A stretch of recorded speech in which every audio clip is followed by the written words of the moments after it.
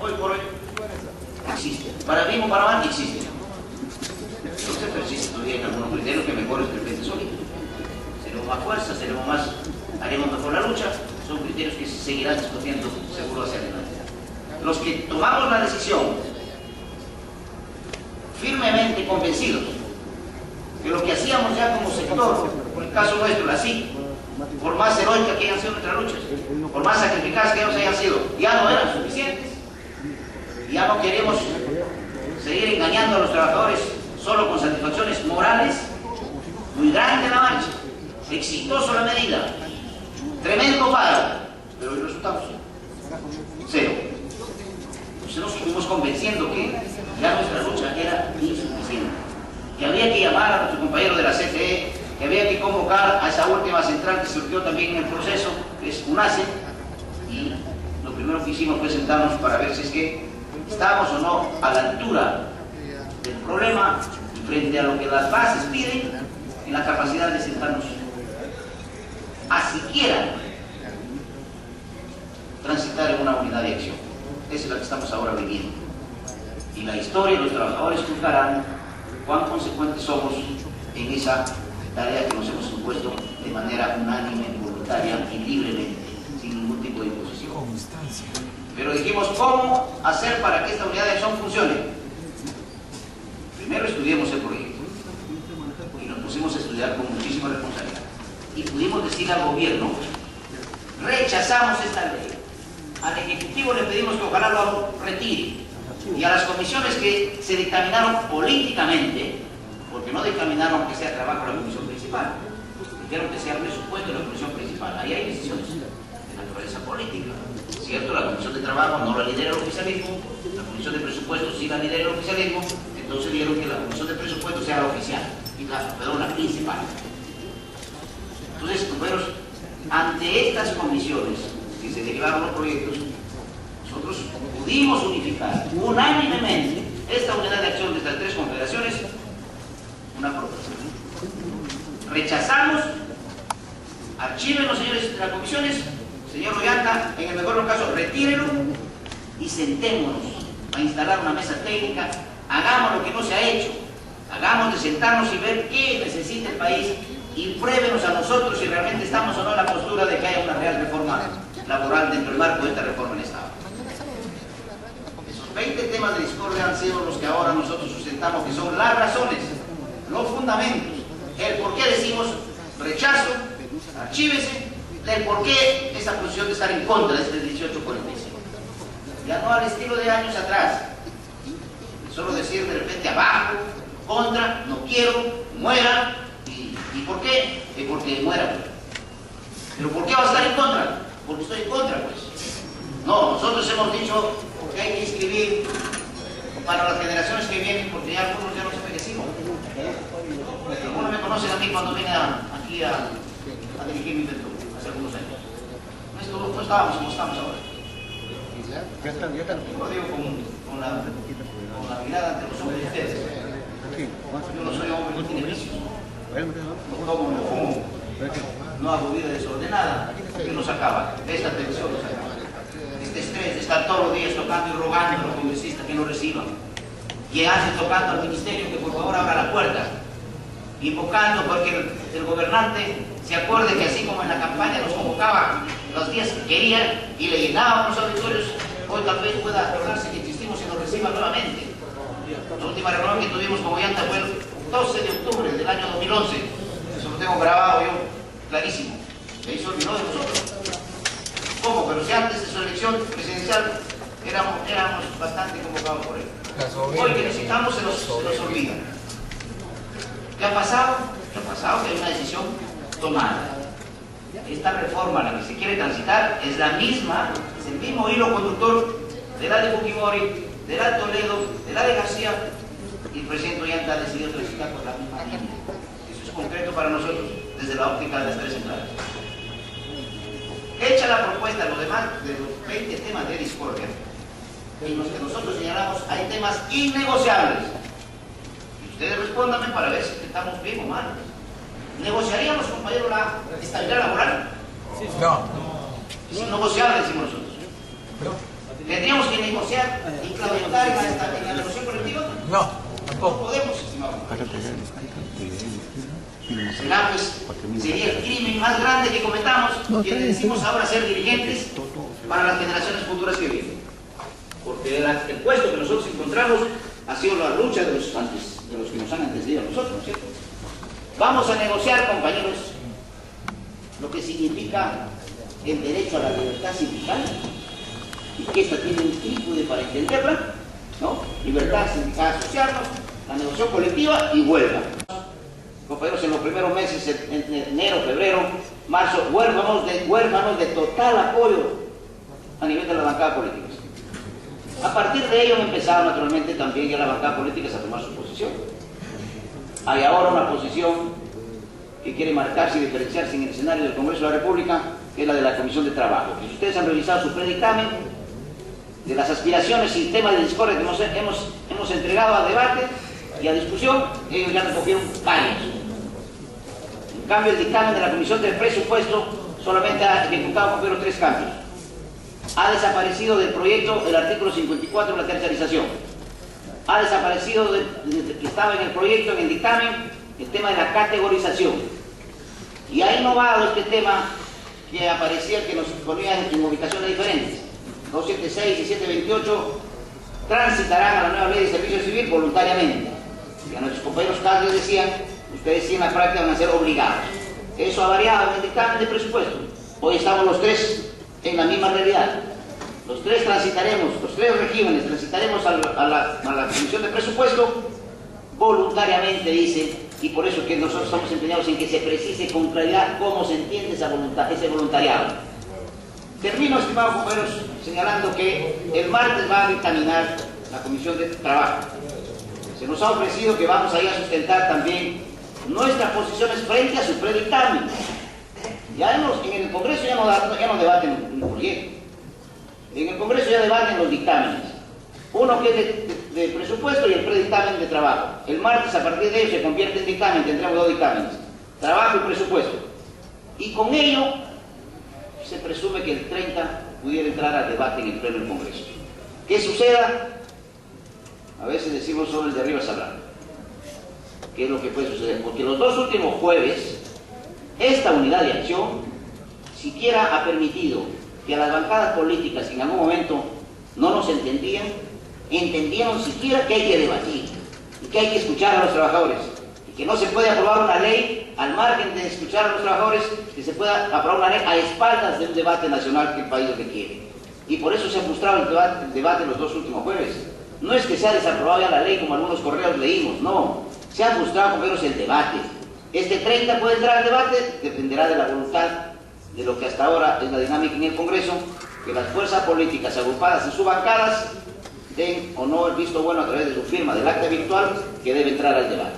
Si entra al debate, compañeros, del resultado de ese debate y de lo que suceda ahí, los trabajadores hemos decidido que el viernes 31 a nivel nacional, tal como hemos aprobado la huelga nacional el 15 del presente mes, con una presencia de más o menos 1000 delegados del Perú, el 31 de este mes, si es que ustedes no estuvieron en el anterior, pues procuremos estar, el 31 evaluaremos los resultados. Por ahora hemos hecho un solo camino. Yo lamento decirlo en este escenario, pero la coyuntura y la necesidad nos lleva a decirlo. No hay un solo camino, la huelga nacional estatal, ahí nos probamos si realmente queremos o no defender nuestros intereses de los trabajadores del Estado. Viva la unidad estatal y muchas gracias.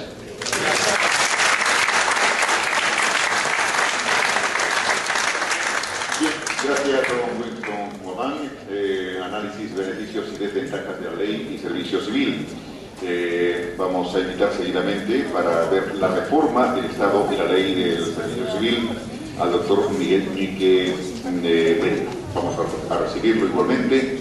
Tenemos los 20 minutos y perdone cuando sí, la fotografía. Sí.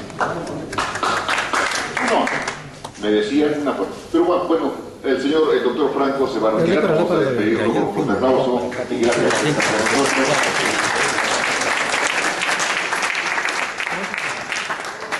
Obviamente, bueno, vamos para la foto institucional.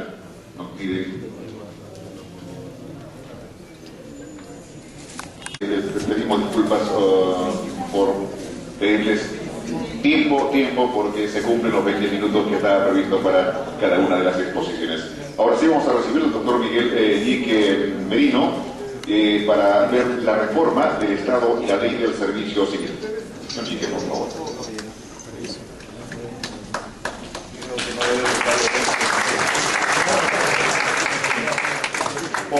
Compañeras, compañeros, tengan todos muy buenas tardes. En principio, para disculpar a la organización nuestra, estaba programado el compañero, entiendo, Carlos Jiménez.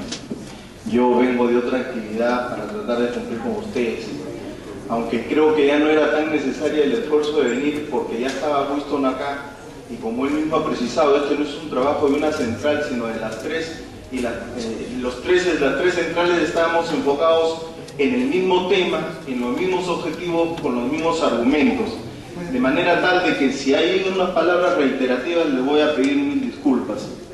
Mi nombre es Miguel Ñique Merino, no soy secretario general de la Federación Nacional de Trabajadores del Poder Judicial, lo fui en el año 2005-2007, ahora bueno, estoy de secretario general de la Confederación Nacional de Trabajadores Estatales, que es la CTE, y bueno, también como secretario de Relaciones de Derechos Humanos de la CGTP, y en razón de ello también expresarles el saludo de nuestro compañero Mario Guamán. Me comenta que el tema que convoca el día de hoy es tratar de establecer o conversar sobre la reforma del Estado y el servicio civil.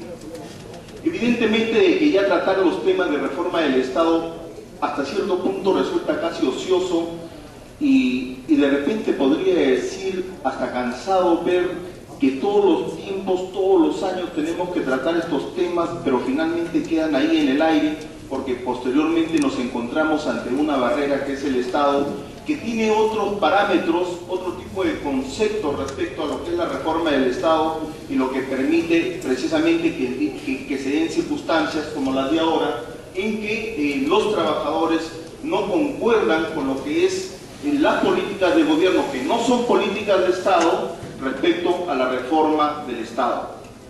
Pero sí hay que mencionar, porque tenemos que cuestionarlo, de que todo tipo de reforma que se ha querido implantar en el país, evidentemente han querido o han estado direccionadas a lo que llamamos, entre comillas, la reducción de personal. ¿Por qué no decirlo? Para los gobiernos que han venido sucediendo no hay reforma del Estado si previamente no se analiza las herramientas de gestión que están íntimamente relacionadas con el recurso humano en el Estado. En razón de esto, hemos nosotros percibido circunstancias muy particulares que han tendido a generarnos una especie de publicidad en la prensa como los grandes trabajadores ociosos del Estado, los que poblamos o sobredimensionamos el Estado, y que por eso había que hacer una reforma como la que se plantea el día de hoy. Y burdas mentiras, porque conforme han pasado los gobiernos, no se ha dado una efectiva reforma del Estado, tampoco se ha paralizado el ingreso de personal al Estado, de manera tal de que lo que cuestionaban los sucesivos gobiernos que han entrado, han tomado el control del Estado, han venido en ser simplemente falacias. Hoy por hoy al Estado ingresan un promedio de 40.000 personas al año. Quiere decir de que el tema de que el Estado está superpoblado no es más que un argumento para tratar de justificar una reforma, entre comillas, que vaya o tienda efectivamente a la flexibilización laboral, que es básicamente lo que persiguen los gobiernos de turno, y que tiene de una u otra manera una íntima relación en la reducción de los derechos colectivos de todos los trabajadores del Estado. Siendo ello así, nosotros encontramos, por ejemplo, que en la década de los 80 se empezó a ensayar una reforma del Estado con una nueva escala remunerativa, y evidentemente que causó sensación. Pero posteriormente, si ustedes, creo que así es, han leído el proyecto de ley del servicio civil, empezó a darse una serie de distorsiones que hoy el proyecto del servicio civil lo empieza a contemplar de una manera legal. Por ejemplo, se decía de que debería haber un sistema remunerativo único en el Estado, y empezó con esa dinámica, con esa concepción. Pero posteriormente, organismos autónomos y organismos constitucionalmente autónomos del Estado empezaban a darse una serie de bonificaciones que distorsionaban el sistema de remuneraciones del sector público. Por ejemplo, empezábamos con la Contraloría, etcétera, etcétera. Hoy el Servicio Civil trata de legalizar, el proyecto de ley del Servicio Civil trata de legalizar este sistema a través de lo que llama, a través de las compensaciones reajustadas, que le llama así el proyecto. Pero en ese devenir de tratar de reformar, de ser más eficiente al Estado, empezaban a darse diferentes, el decreto legislativo 276, que bueno, sin nombrarlo se estaba hablando ya de él, pero en la época de Fujimori ustedes empiezan a ver de que se empieza a dar una reforma del Estado que forma parte de una estrategia subterránea, no de ese gobierno, sino de los diferentes mandatos de las instituciones financieras internacionales. Así se dice, necesitamos un Estado más eficiente, necesitamos pagarle mejor, y empiezan a incorporar dentro del sistema público a los compañeros que trabajan empieza a incorporarse dentro del Estado el régimen laboral de la actividad privada. Es decir, hoy no vamos a tratar más allá de los 15 regímenes que existen en el país, pero los principales que eran de la 276, un poco que se pretende el Estado arrinconarla incorporando al Estado el régimen de la actividad privada, que es el 728. Evidentemente empieza a marcarse una diferencia remunerativa, diciendo que los trabajadores deberían ser mejores pagados, y este régimen evidentemente vendría en una solución. El tiempo ha pasado y la verdad es que ni una de las dos cosas se han dado, porque existiendo el régimen 276 y el régimen legislativo 276, empezó a darse una especie de discriminación dentro del Estado, propiciada por los contenidos de las propias leyes de presupuesto que prohibían los nombramientos dentro de la administración pública. Así empiezan a generarse los contratos por locación de servicios de naturaleza estrictamente civil. Y vendrían a ser los compañeros de SNP, ¿no? Los compañeros SNP. Esta situación que se prolongó por años, en estas llamadas reformas del Estado, empezaban a tener una respuesta por parte de los trabajadores a través de las famosas desnaturalizaciones de contrato que motivó de una u otra manera los diferentes procesos judiciales.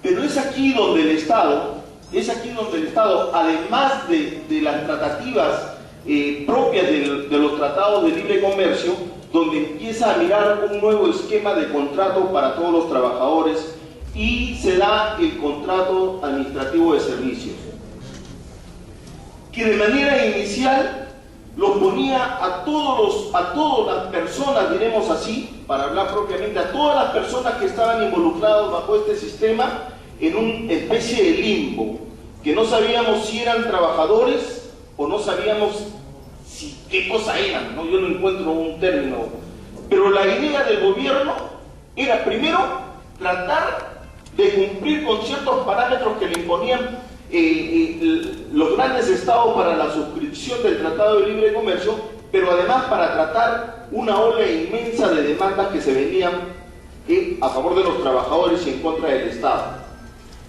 En esta situación, ya ustedes conocen que dentro de los parámetros de la reforma del Estado, en el gobierno de Toledo, con la Ley Marco del Empleo Público, se trató y se pretendió de una u otra manera tratar de establecer un régimen laboral para los trabajadores de la administración pública.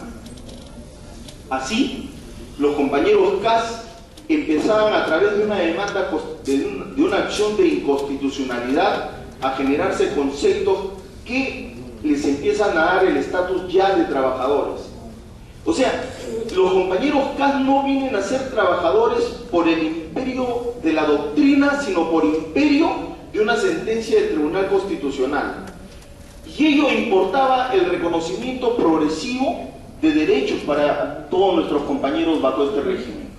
Derechos que de una u otra manera no hacían más que justificar a los diferentes gobiernos, incluido este, para tratar de decirles que sí estaban trabajando a favor de ellos.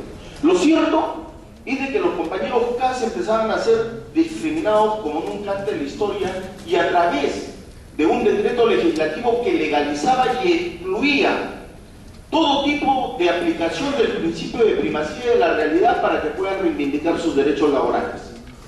reunidos, por ejemplo, en equipos de expertos en la central, no encontrábamos la manera como poder establecer o fabricar, crear una demanda que nos permita a nosotros interponer una demanda en el Poder Judicial sobre desnaturalización de contrato.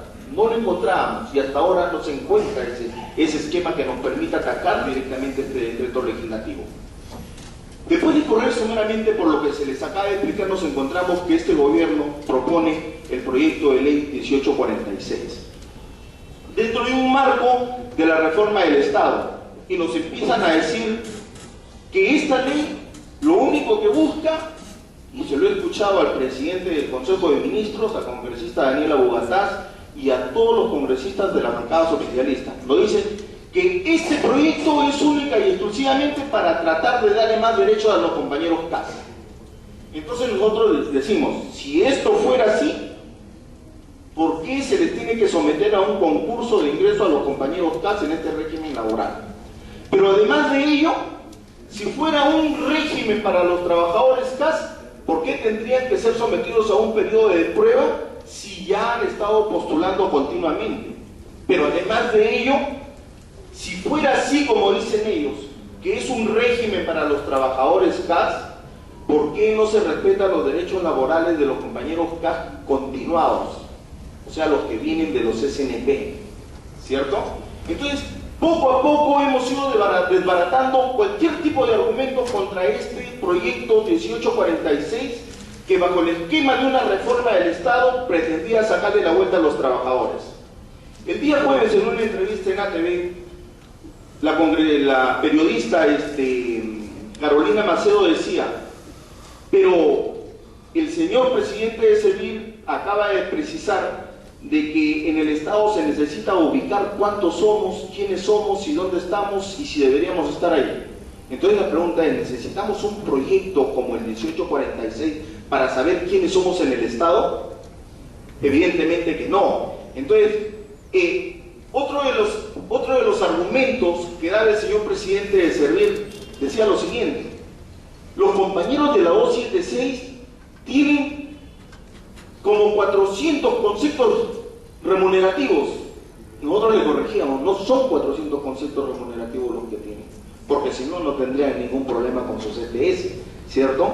Pero tienen 400, decía él. Pero lo cierto es que los compañeros de la 276 tienen una cantidad excesiva de conceptos por los cuales se les paga. Y SEBIL dice, es importante que se apruebe la ley 1846 porque necesitamos reunificar las remuneraciones de los trabajadores de la 276. Mentira. Y yo les pregunto, ¿es necesario que se dé un proyecto que lesiona la estabilidad laboral de los trabajadores para tratar de reunificar sus remuneraciones? Es decir, ¿es necesario un proyecto de ley nuevo o la aplicación de una ley para decir, la wincha de este trabajador es su remuneración principal 100 y el resto que tenían dispersados también unificada la remuneración principal? ¿Es necesario un proyecto de ley? No. De manera que con esto nosotros empezábamos a desbaratar todo tipo de argumentos desde el punto de vista legal de SEBIL respecto a este proyecto de ley. Winston les hizo una pregunta con mucho tino referida a la negociación colectiva. Y es que evidentemente nosotros debemos entender que como servidores públicos nunca se nos ha respetado el pleno derecho a la negociación colectiva. Y en este aspecto se pretende una reforma del Estado diciéndonos de que solo los trabajadores pueden discutir condiciones de trabajo. Pero además de ello, una reforma del Estado en un país emergente no puede permitir bajo ningún punto de vista de que los trabajadores, dentro del marco de la negociación colectiva, además que se le limiten las condiciones de trabajo, le digan, te vas al arbitraje o a la conciliación. Pero que dentro del marco del proyecto le digan, árbitro, tú no puedes fallar en contra de los intereses del Estado. Entonces, ¿de qué arbitraje estamos hablando? Si la ley, el proyecto mismo ya está impidiendo a los árbitros que fallen a favor de los trabajadores. Pero además con el tema de las compensaciones, de las famosas compensaciones, a lo largo del proyecto habíamos advertido, por ejemplo, que no se nos llama trabajadores, se nos dice personas. ¿No he visto? Somos personas. Y bueno, eso no tendría nada que ver. Pero después, dentro del desarrollo del proyecto, nos hablan de compensación económica y compensación no económica. Nos hablan de la valoración del puesto. Y en una línea en todo el proyecto de ley se habla de una banda remunerativa. Creo que se les escapó. Porque la idea de esta reforma no es considerar a los servidores públicos como trabajadores del Estado, sino como personas al servicio civil. Nada más. Y esto tiene lógica, en el sentido de quienes pretenden arrebatarnos no solamente la estabilidad laboral, sino nuestro derecho a la negociación colectiva. Tiene lógica. Fíjense ustedes, nos hablan de una valoración de puesto, nos hablan de que la compensación económica es la valoración principal, la reajustada, etcétera, etcétera, etcétera, ¿no? Pero posteriormente nos dicen las compensaciones no económicas. Entonces yo me pregunto, si acaso la compensación económica van a pagar acaso sus 25 años, sus 30 años. No, se los están eliminando. No forman parte ya los trabajadores de las comisiones de procesos administrativos, por ejemplo. Y una serie de cosas más que seguramente ustedes ya lo han analizado. No quiero cansarles, seguramente ustedes no quieren cansarse. Y como el tiempo ya me ganó, agradecerles a ustedes por su atención.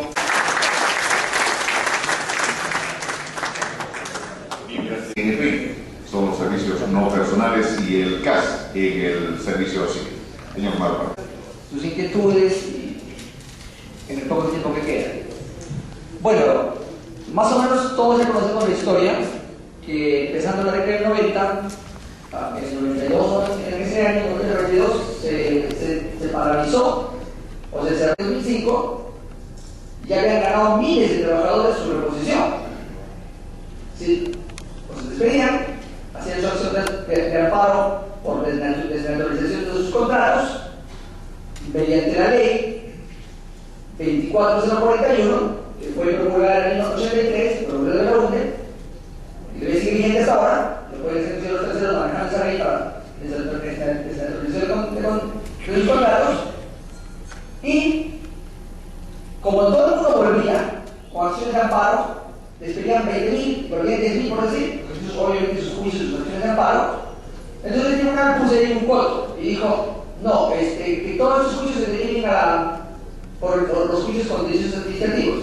Y acciones de amparo solamente se ven casos extremos de discriminación, de gravedad racial, por la libertad sindical, o sexual, o de origen, o de nacionalidad, etc.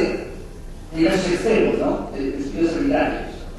Y esos 5.000 o 6.000 casos que había, se sacó una famosa sentencia Bailón, esa famosa sentencia Bailón era 0206 del año 2005, de noviembre de 2005, en el cual se puso coto y miles de juicios que estaban por ganar vía las acciones de amparo pasaron a la justicia administrativa.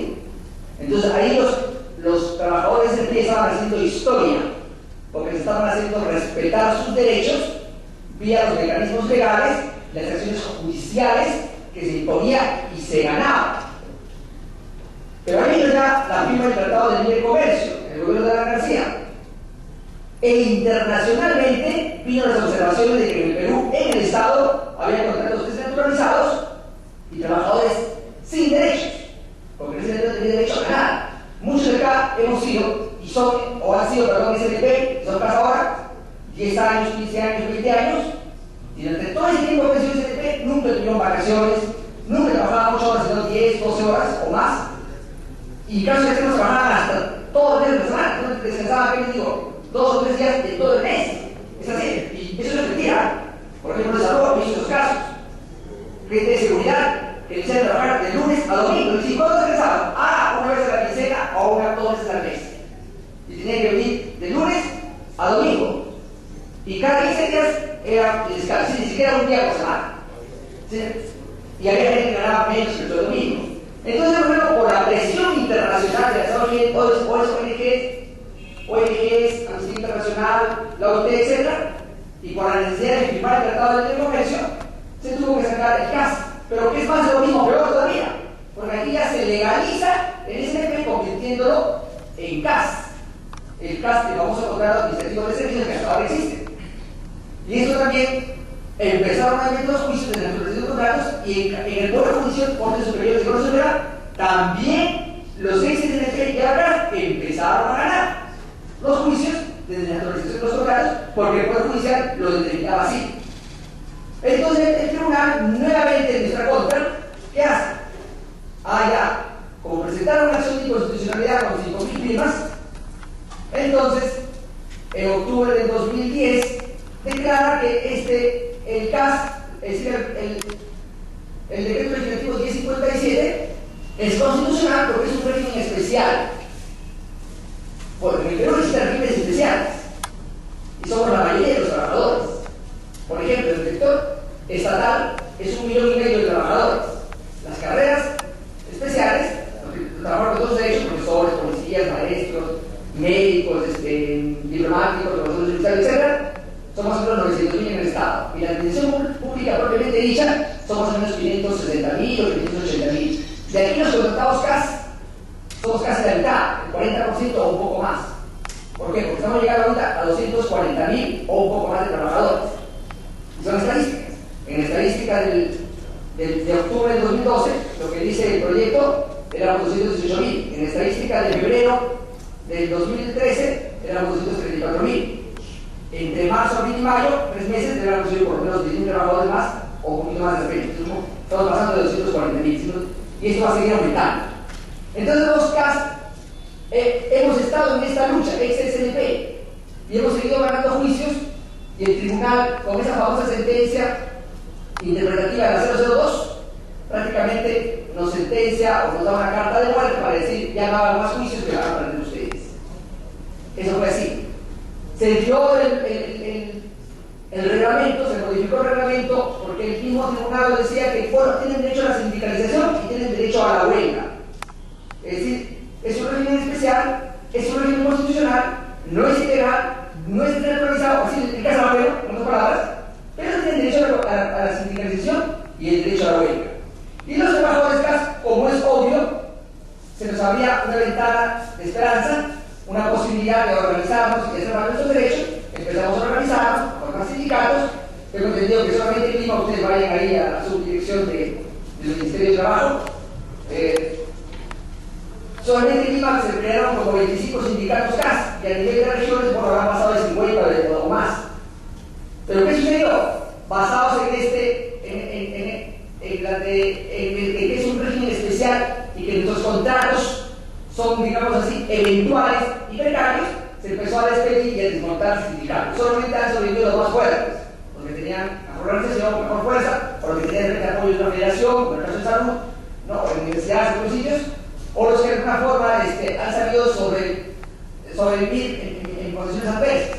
Pero la mayoría de los demás los han matado simplemente sacando a sus principales dirigentes. Pero seguimos en esta vega, seguimos en esta lucha. Ahora, ¿quién viene? Ahora el gobierno pretende, supuestamente, lo han dicho los ponentes, hacer una reforma del Estado de servicio civil. Y le llaman el régimen de servicio civil. Que yo sepa, en toda Latinoamérica, el llamado servicio civil no existe en nuestro país, Costa Rica.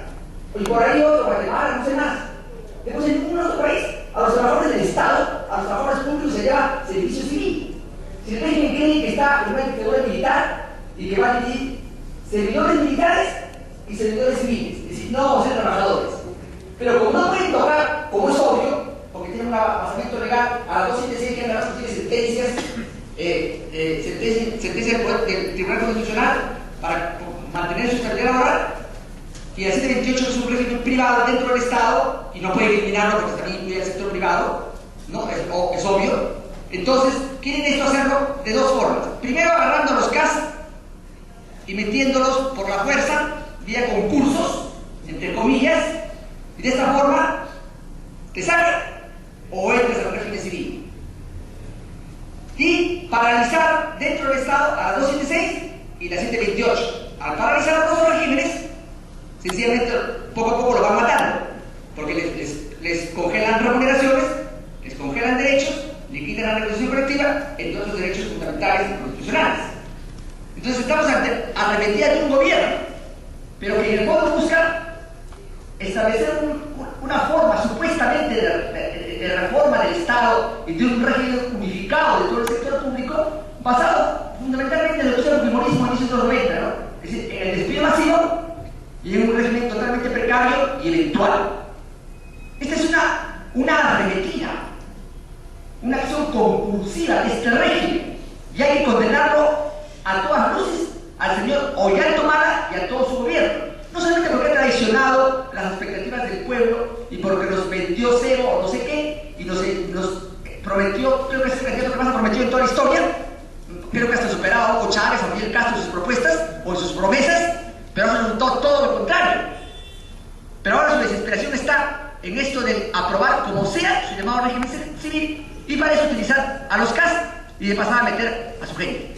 Entonces, por eso es que los CAS nos sentimos totalmente amenazados y totalmente vulnerables, más que cualquier sector, más que la 276 y más que la 728. Y hay manera que estén las dos centrales acá, porque de alguna forma les pedimos y les exigimos de repente que también ustedes se preocupen y vean que este sector está tan desprotegido, tan vulnerable, tan débil, porque dices y el empleador simplemente te dice, ¿sabes qué? Ya no te necesito, no es cara, yo no te voy a contratar. No te estoy pidiendo, no te estoy votando, no te voy a votar, no, simplemente se te venció el contrato. Así dice el artículo tanto de tu 1057 de la ley 29.849, etc. Sí, es un régimen completamente tan precario que mediante este régimen pretenden hacer ya un régimen más generalizado del llamado régimen de servicio civil. Y va a ser tan antilaboral este régimen que, por ejemplo, para entrar supuestamente a este régimen, supuestamente vas a entrar por un concurso.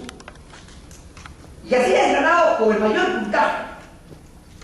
Así seas un genio, por decir, y tengas el mejor puntaje de todos, vas a estar solamente con 3 meses de prueba y te va a estar esperando un suplente. Es decir, ¿qué sentido tiene que hagas un concurso, una evaluación, para que solamente te utilicen 3 meses y después te digan, chao, el suplente va a entrar?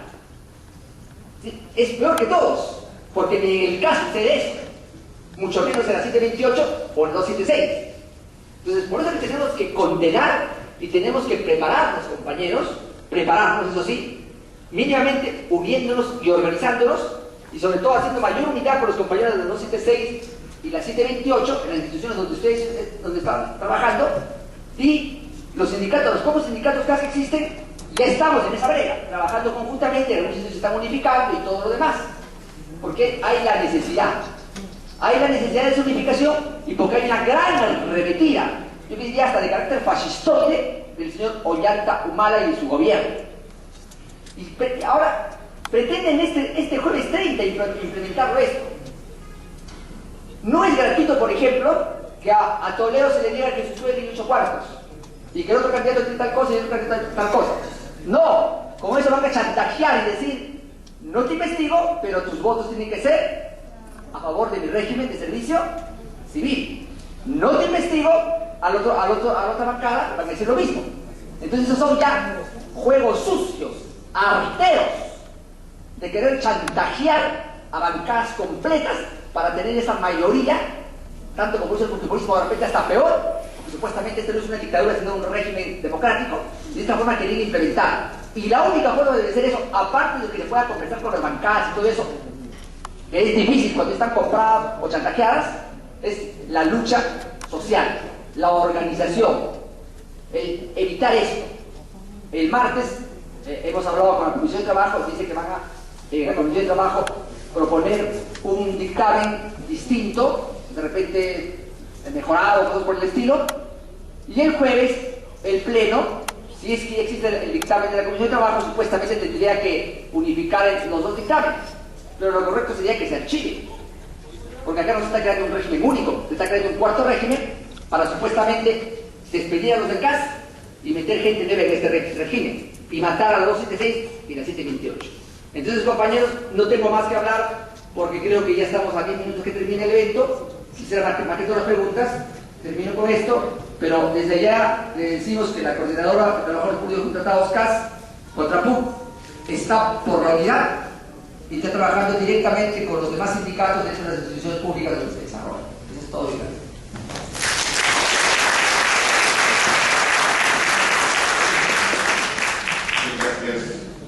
Gracias. Queremos reiterar a los señores tres expositores un fuerte aplauso.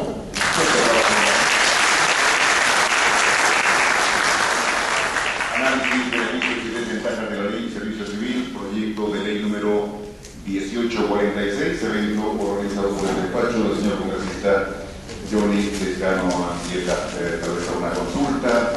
Es cierto, de por hecho, no pretendemos silenciar o cortar las intervenciones, pero el tiempo nos queda corto y a ese y la tarde tenemos que entregar de ella, ¿no?, el auditorio. ¿Alguna consulta, por favor? ¿O todas las exposiciones han sido claras al respecto? Si no, vamos a agradecer la presencia. Una consulta, sí, por favor, su nombre.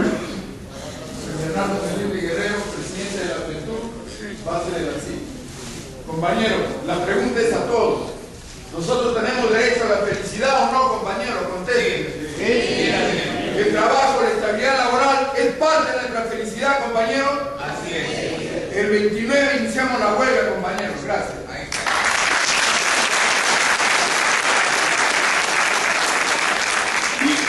Bien, señoras y señores, entonces cabe agradecerles por vuestra asistencia, agradecer a los señores expositores y agradecer también la gestión que hizo el señor congresista Johnny Lescano Antieta para la organización, la realización de este evento que es este foro, análisis, beneficios y desventajas de la Ley de Servicio Civil, proyecto de ley 1846. Agradecerles a vuestra asistencia, muchas gracias y decirles que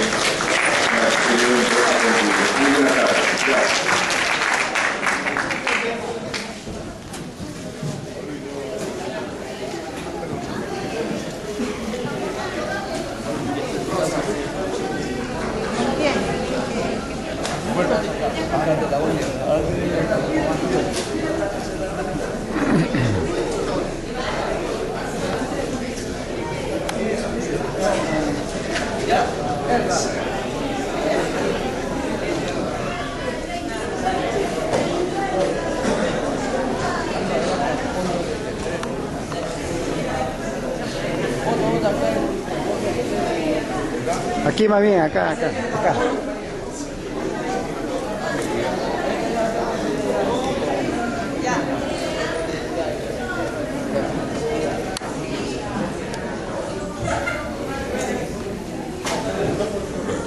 Adelante.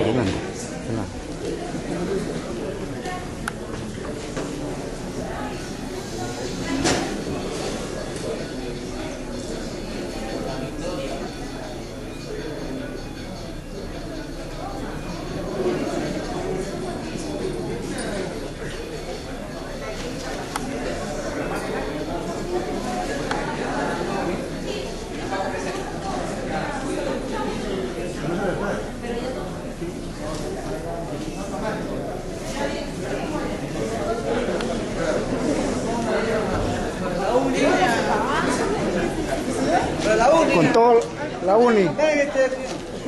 Vamos. Sigo grabando, ¿no?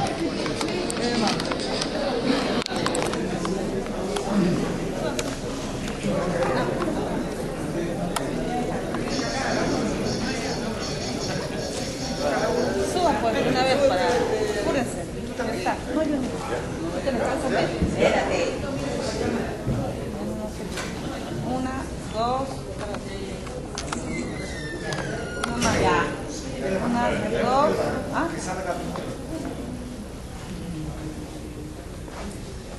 Ya, ahí ya. 1, 2, 3. Ya. 1, 2, 3. Yo tomo. Ya.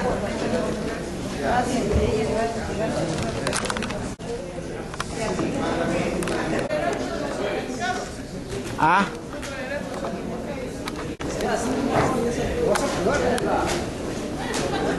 ¿Vas a poder ahí? Sí. Sí, tengo que arreglarlo. que se le repusieron en su trabajo. Sí. A él le repusieron. ¿Qué pasó? Déjame.